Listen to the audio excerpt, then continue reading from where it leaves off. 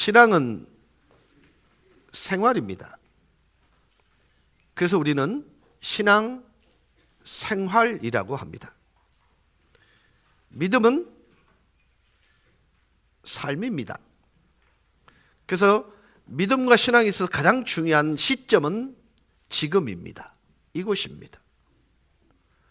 우리가 살아가는 동안 모든 것은 내 속에 담겨진 것을 증명하고 설명해내는 과정이고, 그것을 통해서 나의 나됨을 밖으로 들켜내는 일상이라 할 수 있을 것입니다. 진실로 구원을 받은 사람은요, 다르게 살고 다르게 말하고 다르게 생각하는 걸 통해서 증명하는 것을 진짜 그리스도인이라 말할 수 있을 거예요. 달라야 됩니다. 진실로 구원을 받은 사람의 마음속은요, 성령의 내주를 통하여 삶의 현장을 통해서 성령의 일하심이 역동적으로 보여져야만 합니다. 그래서 신앙 생활, 삶이라 하는 것입니다. 여러분, 신앙은 일상성을 통해서 증명돼야 합니다. 누군가가 나 자신에 대하여 누구인지를 정확히 인식을 하면 내가 무엇을 담고 있는지를 알기 위해서는요, 지금 나를 통해서 표현되는 거 보면 그게 납니다. 그래서 현재 내가 나예요. 내 언어가 나예요. 내 생각이 나인 것입니다. 모든 생각의 합계가 나예요. 그래서 신앙인은 삶을 통해서 증명해내는 그런 존재를 할 수 있을 것입니다. 그래서 예수와 한몸 된 진정한 구원을 가진 그 성도의 삶에는요, 누군가에게는 설명용이 되지만 누군가에게는요, 표지판이 되고, 누군가에게는 약도가 되고, 누군가에게는 삶의 지표가 되어야 합니다.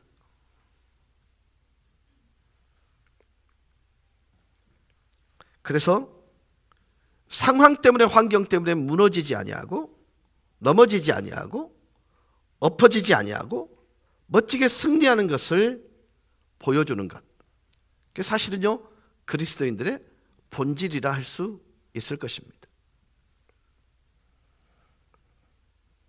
내 마음속에 진정한 예수 그리스도에 대한 사랑과 열정이 있으면요, 아무리 세상이 어렵고 힘들어져도 우리의 들은 바 복음의 소망은 흔들리지 아니하는 그런 인생길을 가게 될 것입니다.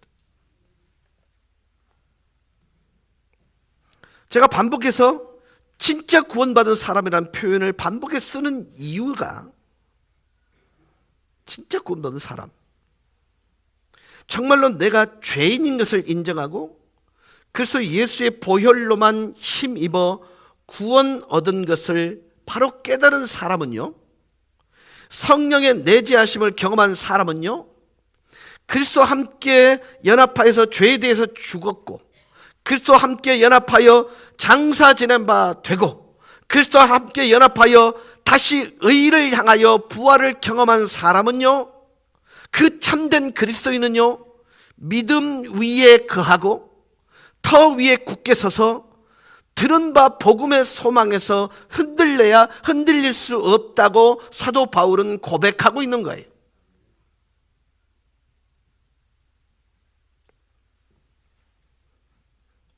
그래서 이미 견고하게 말씀을 나눴지만 건축의 이미지를 사용하여서 구원을 소유한 자들의 진짜 모습을 이렇게 설명합니다. 터 위에 굳게 서 있고, 그 다음에 들은 바 복음의 소망에서 흔들리지 아니하고,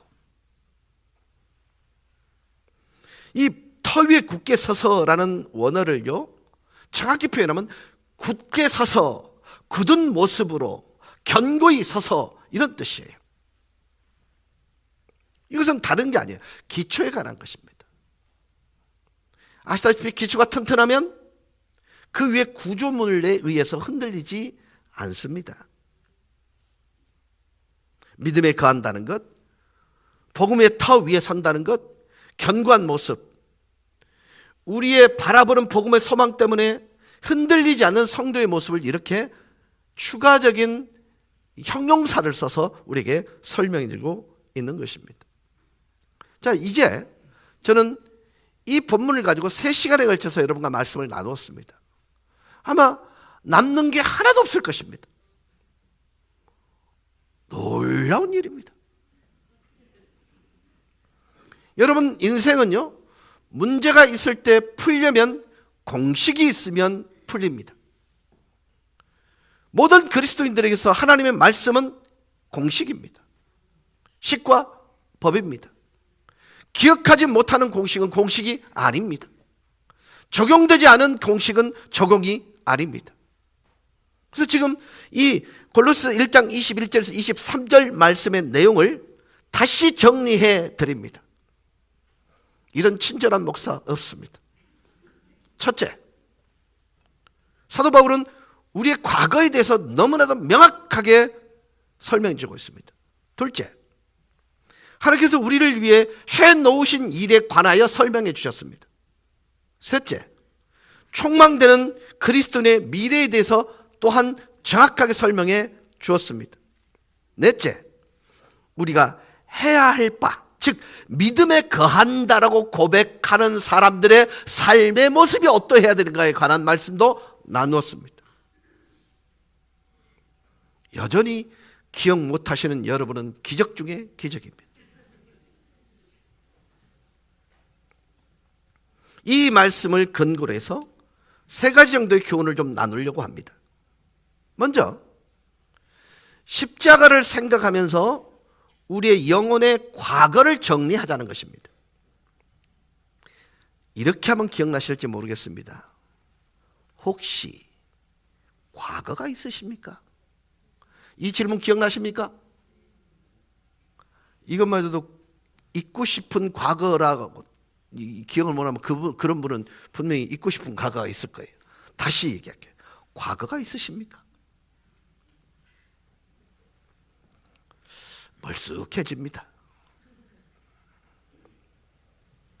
제가 이렇게 질문하면 여러분 이렇게 대답하셔야 됩니다. 예, 부끄러운 과거가 있습니다 라고 답하셔야 됩니다.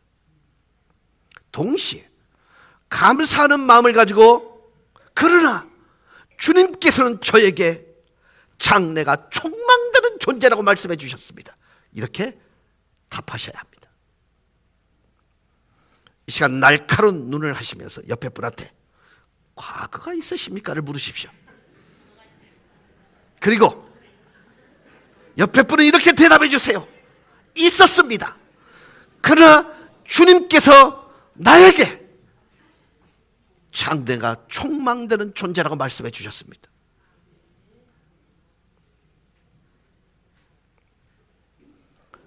정말 과거가 있는 분들 괜찮아요. 미묘한 표현이기 때문에 여러 가지 해석이 가능합니다만은 어떤 의미이든 우리 모두는 다 과거가 있습니다. 이 과거 얘기할 때 더 크게 마음 아픈 분들도 분명히 계실 거예요. 괜찮아요. 우리가 무슨 죄가 있든지 간에 무슨 숨겨진 죄가 있든지 간에 하나님께서는 우리 모든 죄를 송두째 묶어서 깊은 바다에 던지셨습니다. 말틴 루터는요, 이 부분을 이렇게 설명했습니다. 하나님께서 내 죄를 용서하신 것, 그리고 그 용서하신 죄를 기억하지 않는다는 사실을 나는 너무나 잘 알고 있습니다. 그러나 나는 내 죄를 잊지 못하겠습니다. 여러분, 루터가 용서에 대한 확신이 없어서 이렇게 이야기한 게 아니에요. 루터가 말한 바 의미는 이렇습니다.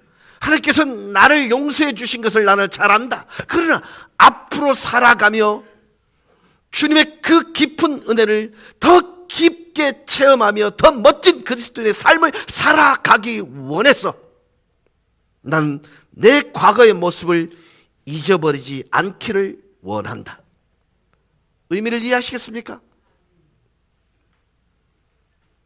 여러분의 모든 과거를 잊어버리실 수 있기를 바랍니다. 그러나 대충 줄거리는 기억하셔야 됩니다.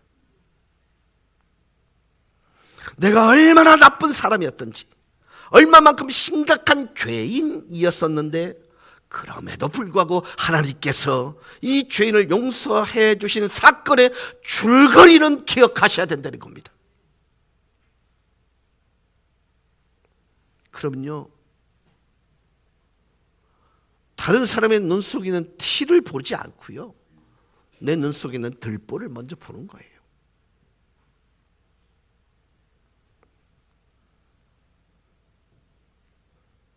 그 다음으로 여러분은 하나님의 나를 향한 계획을 생각하고 지금의 순간 선택을 하셔야 합니다. 이전에 악한 행실로 멀리 떠나 마음으로 원수되어 있었던 우리들을 거룩하고 흠없고 책망할 것이 없는 자로 세우고자 우리의 미래를, 우리의 장래를 촉망된 장래로 바꾸시려고 하나님은 그런 의도와 목적과 가치를 가지고 우리를 찾아와 주셨습니다. 여러분 기억하십시오. 내 인생을 향해 찾아오신 하나님의 의도는 거룩하고 흠없고 책망할 것이 없는 장래에 촉망된 미래를 우리에게 허락해 주시기 위해서 찾아와 주셨어요. 그 의도를 기억하며 그 의도에 걸맞게 순간을 선택하는 습관을 가져야 합니다. 제가 이 말씀을 생각하면서 지나온 제 사진을 쭉 돌아봤습니다. 돌아가고 싶은 시기가 있더라고요. 그때는 영적으로도 정말 하나님 대해서 예민했습니다. 그때는 주님이 말씀하면 주저한 적이 없었습니다. 주님의 말씀이면 불구덩이 속에라도 들어갈 수 있었습니다. 제가 돌아가고 싶은 과거는 이렇습니다. 사진 보여주세요.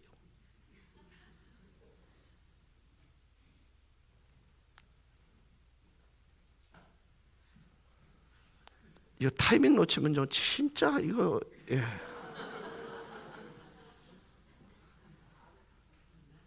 대학 3학년 때입니다. 다음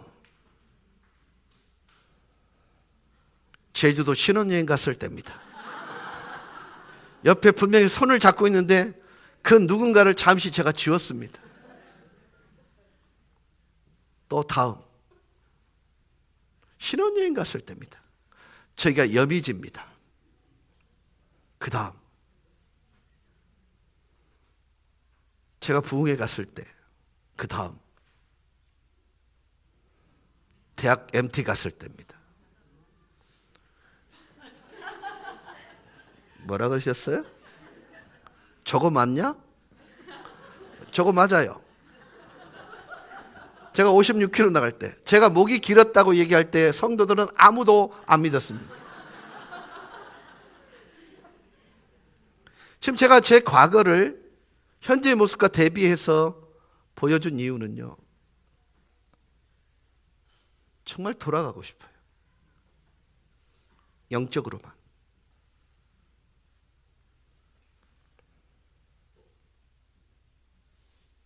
저 때는 하나님의 의도가 내 인생의 방향이었습니다. 내 인생에 찾아오신 하나님의 의도를 파악하는 일이 저에게는 행복의 이유여. 그 의도를 기억하고 그 의도에 걸맞도록 살아냈던 그 순간. 근데 지금은 불필요한 것들이 너무나 많이 덕지덕지 붙어 있더라고요. 어떤 사람이요, 창문을 열어놓고 운전을 하고 있었는데 중요한 서류가 창밖으로 빠져나가 버렸습니다. 그걸 모른 채 그 사람은 계속 운전을 합니다. 마침 길가에 있던 교통경찰관이 그것을 줍게 됩니다. 그것이 참 중요한 서류인 줄 알고 차를 타고 그 사람의 차를 따라갑니다. 그 사람은 경찰차가 뒤따라 오는 것을 보고 속도를 더 내어 도망갑니다. 경찰관이 더 빨리 따라갑니다. 그러자 그 사람은 더 빠른 속도로 도망갑니다. 경찰관이 사이렌을 켜고 따라가지만 그 사람은 더 속도를 내서 결국 도망치는 일에 성공합니다. 자신의 인생을 바꿀 만한 그 귀중한 서류를 건네줄 의도를 가지고 따라갔건만 말이죠.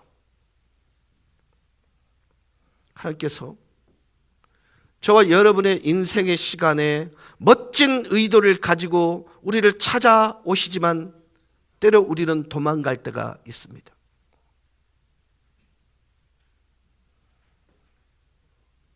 누군가가 내가 원하지 않는 태도로 대화, 말을 걸어올 때 그때 여러분 잊어버리시면 안 되는 게 뭔 줄 아세요? 하나님은 보고 계셔요. 너 어떻게 반응할 거니?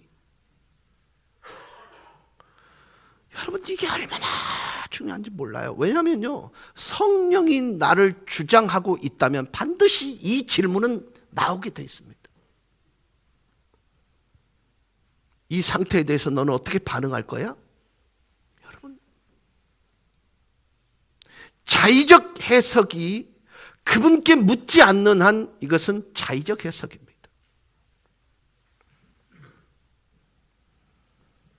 여러분이 아시다시피 멀리 있던 우리를 향해 하나님께서는 그리스도의 육체의 죽음을 통해서 우리를 가까이 찾아와 주셨습니다. 그런데 우리는 또 도망갔지요. 멀리 도망가려 합니다. 여러분, 모든 순간에 우리는 이런 질문을 해봐야 합니다. 우리는 하나님의 원수인가 친구인가? 내가 이 순간을 하나님과 원수된 모습으로 살아가고 있는가? 아니면 하나님의 친구의 모습으로 살아가고 있는가? 원수되었던 우리를 하나님께서 먼저 찾아와 주셨고 죄의 값을 지불해 주셨고 용서해 주셨고 안아 주셨습니다. 근데 우리는 하나님의 품을 벅차고 나가 다시 멀리 도망가려고 합니다. 여러분 기억하십시오. 하나님이 우리를 향해 오실 때는 항상 멋진 계획을 가지고 찾아와 주셔요. 그래서 그분은 항상 우리에게 합력하여 선이 될 거야 라고 얘기를 해주는 것입니다.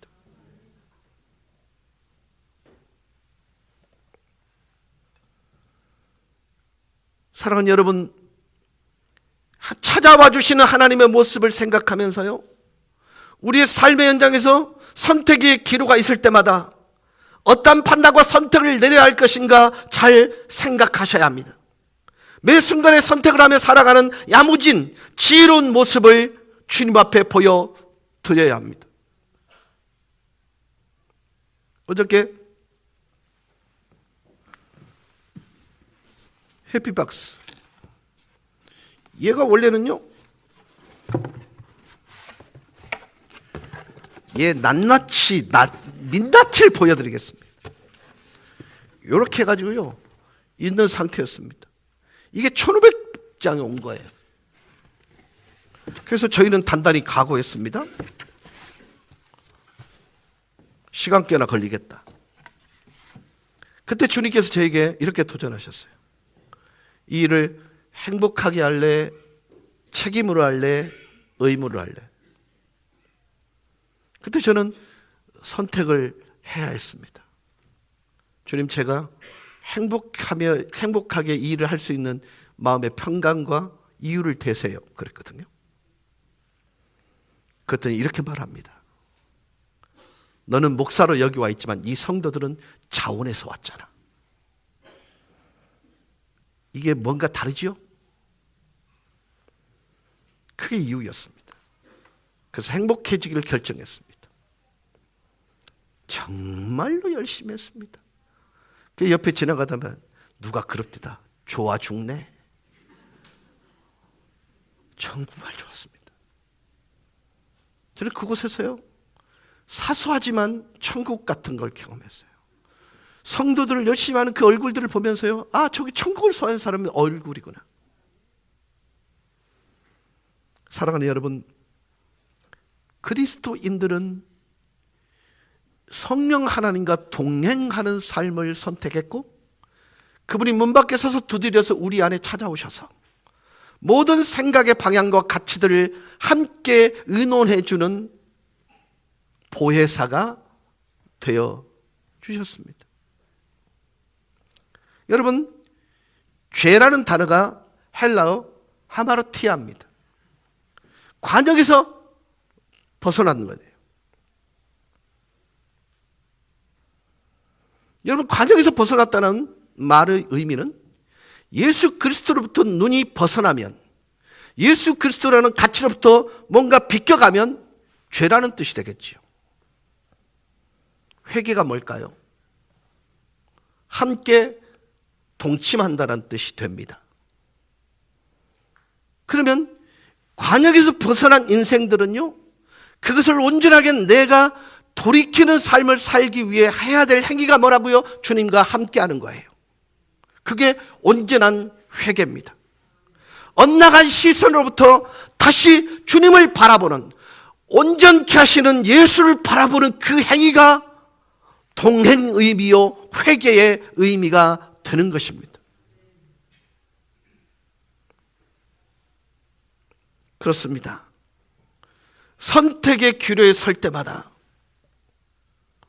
내 마음속에 강권적으로 역사하시는 성령의 음성에 귀를 기울이실 수 있길 바라고, 우리를 온전케 하시는 예수 그리스도를 바라보는 일을 통해서 내 삶의 모든 순간과 삶의 정황 속에서 천국을 맛볼 수 있기를 주의 이름으로 축복합니다. 그렇습니다. 믿음의 거함으로 우리 인생의 미래를 갖고 가야 합니다. 여러분, 성령의 도움 힘입어 우리의 인생의 미래를 갖고 나가는 것, 꿈을 가지고 가는 것, 너무너무 중요합니다. 여러분의 꿈이 무엇입니까? 여러분의 가치가 무엇입니까? 이제 여러분이 내려가시면요, 요 상자를 줄 거예요.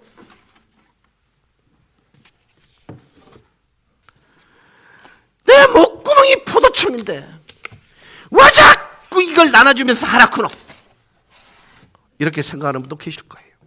그러나 받는 그 사람의 정말 활짝 핀 미소 띄운 얼굴을 생각하면서 하나하나의 물품을 채워갈 때 하나님의 마음도 채워질 것입니다. 선택은 여러분의 몫입니다.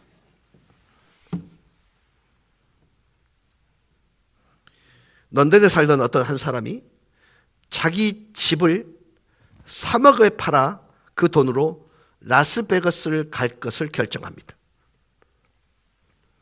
그것은 한 방에 가는, 한 방에 인생을 바꾸는 카드놀이가 있습니다. 카드 3장 중에 빨간색 카드가 나오면 내가 소위 말한 딜을 한 그 돈의 2배를 줍니다. 그러나 검정색이 나오면 내가 딜을 했던 모든 돈을 다 잃게 됩니다. 이분은 자신의 재산이 3배가 될 것을 꿈꾸면서 라스베가스로 도박하러 갑니다. 아마 우리 가운데는요, 이렇게 무모하게 인생을 살려고 하는 사람이 없을 것입니다. 그러나 여러분, 정말 심각하게 도전합니다. 우리가 믿음에 거하지 아니하고 인생을 살아가는 그 자체가 카드 놀이하는 것과 전혀 다를 바가 없습니다. 믿음에 거하지 않고 살아가는 인생, 허비되는 인생, 낭비되는 인생, 위험천만한 인생에 지나지 않는 거예요.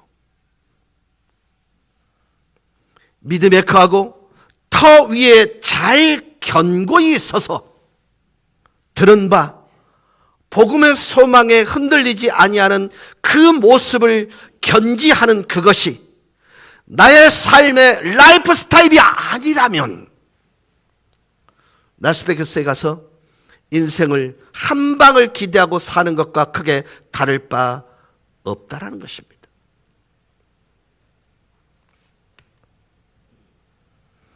사랑하는 여러분, 우리가 믿음에 거하지 못한 채, 터 위에 서지 못한 채, 굳건한 모습을 견지하지 못한 채 소망에서 흔들리는 모습으로 살아갈 때 우리 주님의 모든 가르침이 율법으로 변해버린다는 사실을 여러분은 주지하셔야 됩니다.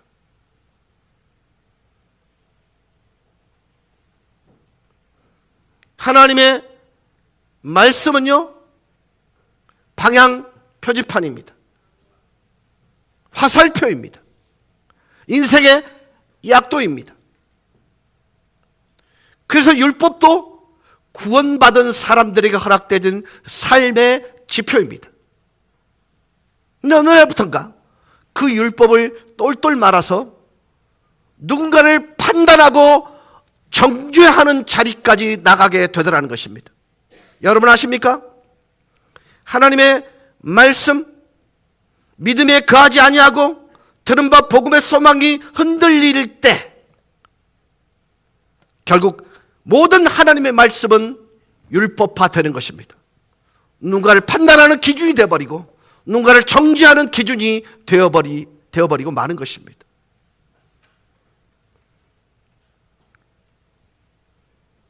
하나님의 뜻에 따라 살아가는 것이 말로 다 할 수 없는 부담이 되고 기쁨과 자원하는 심령이라고는 찾아볼 수 없는 지경에 이르게 된다는 것입니다.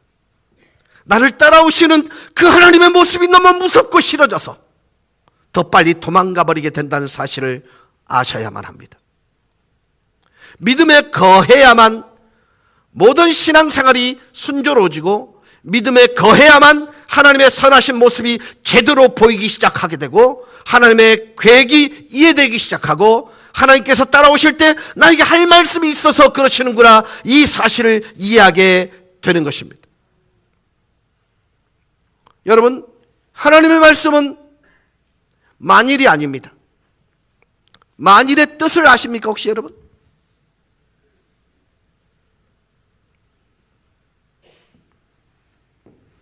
만일의 뜻.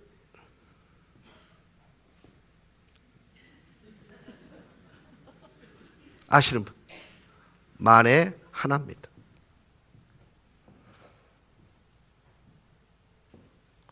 여러분, 하나님의 말씀이 만에 하나가 되면 그건 불신앙입니다. 믿음에 거하지 않으면요, 뒤집히는 거예요. 믿음에 거하는 것, 그 상태에서 우리는 미래도 꿈꾸고 꿈을 꾸며 비전을 계획할 수 있는 것입니다. 만일 너희가 믿음에 거하고, 여기서 만일은 만에 하나가 되어서는 안 됩니다. 믿음에 거하는 것이 우리의 마땅한 모습이라고 확신하는 가운데 바울은 골로새 성도들에게 말하는 것입니다. 이러한 믿음에 서 있는 네 모습을 보여주면서 자랑하면서 살아가야 해. 이게 바로 그리스도 안에서 그리스도인이 할 수 있는 유일한 자랑이랍니다. 성령께서 내 안에서 역사하시는 모습을 보여주며 살아야지, 그분의 속삭임에 내가 순종하며 살아가는 모습이 밖으로 표현되기를 바라는 것, 그것은 은혜입니다.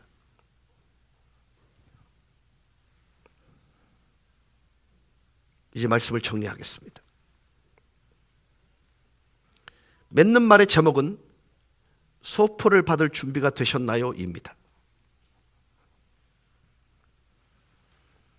우리가 믿음에 거하지 못하고 우리가 터 위에 제대로 서 있지 못하고 뒤뚱거리며 발을 디디어서는 안 될 곳에 발을 디딤으로 말미암아 우리 믿음의 중심이 흔들리는 사랑 가운데 빠져 있으면 하나님께서는 그 소포를 보내지 못하십니다. 믿음에 거하고 터 위에 굳게 서서 우리가 들은 복음의 소망에 흔들리지 아니하면 그 결과 우리의 삶이 날로 거룩해지고 흠이 없어지고 책망할 것이 없는 그리스도의 인격을 닮아가게 되면 그 모든 소포들이 우리의 삶 가운데 계속적으로 전달될 것이며 우리의 인생은 그것들을 이루어 드리는 찬란한 인생으로 바뀌어 나가게 될 것입니다. 믿음은 그리스도를 바라보는 일로 시작이 됩니다. 여러분, 성경은 단호합니다. 온전케 하시고 그리고 흠없고 책망할 것이 없는 그리스도 예수를 바라보는 일을 통해서 그리스도가 우리의 삶 속에 투영된다고요. 믿음에 거함으로 우리의 인생의 미래를 꿈꾸실 수 있기를 바랍니다. 주님의 영광을 위하여 주님의 의도를 파악하고 주님의 마음을 기쁘게 해드리기 원해서 하나님께서 소포를 자꾸 발송하시는 기쁨을 누리실 수 있도록 우리의 모습을 믿음의 모습으로 준비할 수 있기를 바랍니다. 그리고 보내시는 그 소포를 받아 그 계획들을 완성시켜드리는 기쁨을 누리실 수 있기를 바랍니다. 저는 크리스마스, 믿지 않는 자들이 그리스도의 만남을 경험할 수 있는 방법은 그리스도인 된 저와 여러분을 통해서만 가능하다고 봅니다.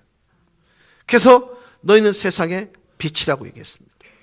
여러분, 굳이 이 강도상에 가격표조차도 떼지 아니하는 이 가로등을 굳이 올려놓은 이유가 뭔지 아십니까? 우리 교회에 불신자들이나 우리 성도들이 인식하고 있는 우리 교회 별명이 뭡니까?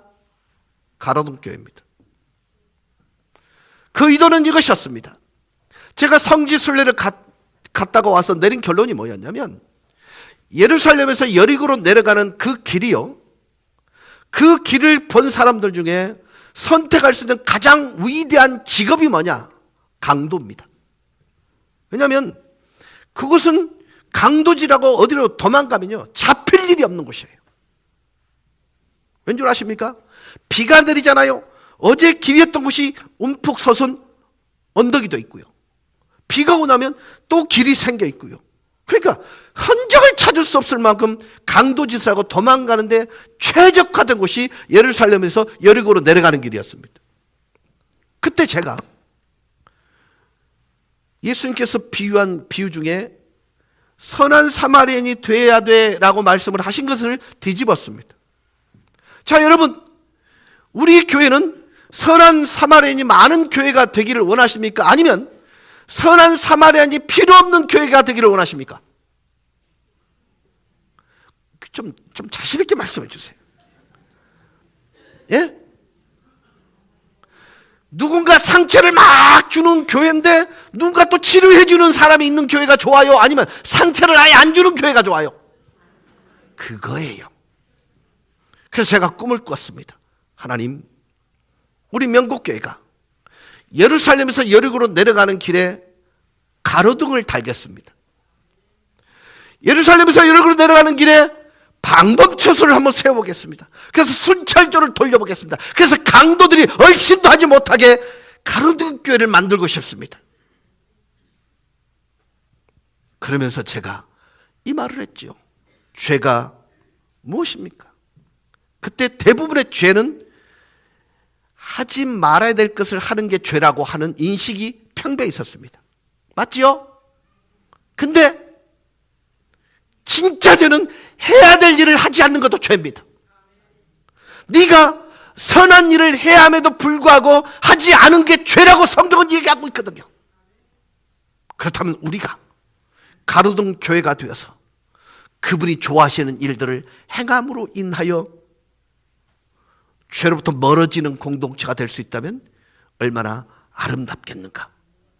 그래서 만들어진 교회가 명곡교회고 더 베리 처치고 그리고 로컬 커뮤니티 처치가 된 것입니다.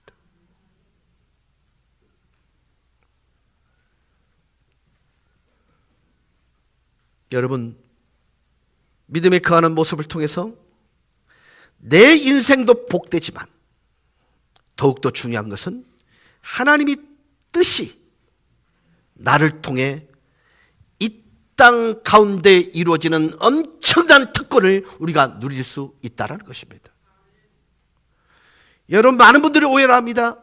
세상을 바꾸는 것이 시스템을 통해서 바뀔 것이라고. 그런 역사는 없었습니다.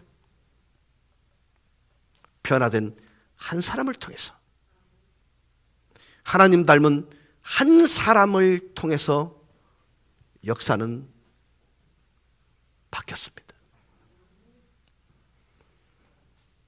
하나님을 모르는 그들에게 하나님의 사랑의 깊이가 어떤 것이고, 그리고 하나님이 나를 사랑하셨던 흔적이 사랑을 표현하는 나를 통해서 들켜지게 될 수 있다면 우리는 그리스도인인 것입니다. 제가 참 아침에 나갈 때 안내원들이요, 이걸 이렇게 들고 있더라고요. 그럼 있는 거 가져가는 거하고 들고 있는 걸 가져가는 거하고 어느 게 볼상 좋아요? 예? 그냥 있는 거 가지고 가 있어. 주는 거 안 가져가니까 주는 거예요. 이제 말씀을 정리한다고 말씀을 드렸는데요, 우리 주님의 십자가를 생각하면서 과거를 정리하십시다. 그리고 오늘 정리하십시다. 그리고 하나님의 의도하시는 바, 하나님의 계획하시는 것을 생각하며 오늘의 순간을 바르게 선택하는 지혜를 배울 수 있기를 바랍니다. 성령의 도우심으로, 믿음 안에 거함으로 미래를 아름답게, 미래를 재밌게 꿈꾸며 계획하며 나아갈 수 있는 지혜를 이 말씀 통해서 배우실 수 있기를 바랍니다. 사랑하는 여러분, 적어도 누군가에게 여러분은 가로등의 역할을 하는, 그리고 하나님을 설명해 드리는 보이는 말로서의 삶이 될 것을 오늘 이 메시지를 통해서 하나님은 기대하실 것입니다. 이 축복된 자리에 여러분 각자가 세워지기를 주 예수 그리스도 이름으로 간절히 축원합니다. 찬양하십시다.